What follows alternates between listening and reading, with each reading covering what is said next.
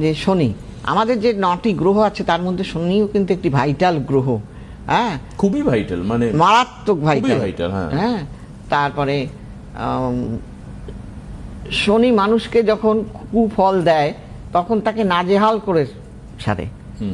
তার অর্থহানি, তার মানহানি, তার কারাবাস, অনেক কিছু হয়। তাহলে আমরা এমন কাজ করব না যাতে আমাদের এই ধরনের হয়। সেটা কি, শনি হলো কি কর্মের দেবতা। হ্যাঁ, উনি সততার প্রতীক।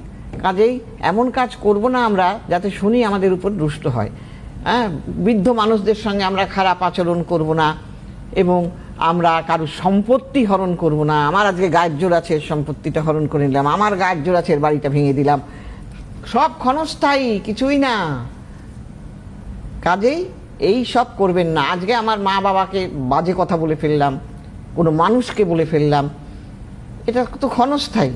এটা যে আপনার কাছে আবার ঠিক চাকা কিন্তু ঘোরে, আপনাকেও একদিন এটা ভুগতে হবে, জেনে রেখে দেবেন।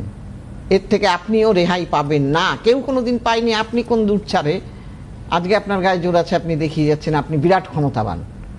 বুঝতে পেরেছেন? তাহলে বলে না যে মানুষ মারে যখন আওয়াজ পাওয়া যায়, আর ঈশ্বর যখন মারবে না তার আওয়াজ আপনি শুনতেই পাবেন না, কিভাবে আপনাকে মেরে দেবে। ঠিক শনিদেবও তাই। তাই শনিদেবকে ভালো রাখতে গেলে এই কাজ থেকে বিরত থাকতে হবে। আবার তোমাকে যখন ঈশ্বর, মানে তোমার কর্মফল অনুযায়ী ঈশ্বর তোমায় দেবে, হ্যাঁ, সেই ওই কাজগুলো করবো না, ওই কাজগুলো আমরা করবো না। করলে আমরা না করলেই ভালো থাকবো। তো সেই কারণে এই কাজগুলো করব না আমরা। আর কি করতে হবে তার জন্য, ভালো থাকার জন্য শনিদেব, এই যে শনি হলো রবির পুত্র কিন্তু শনিদেব। হ্যাঁ, সে তার বাবার প্রতি ভীষণ ক্ষুব্ধ, তার মায়ের সঙ্গে খারাপ আচরণ করেছিলেন বলে তার প্রতিশোধ সে নিয়েও ছেড়েছেন। সেই জন্য কখনো করতে নেই। তাই শনি মায়ের নাম হলো সিংহিকা।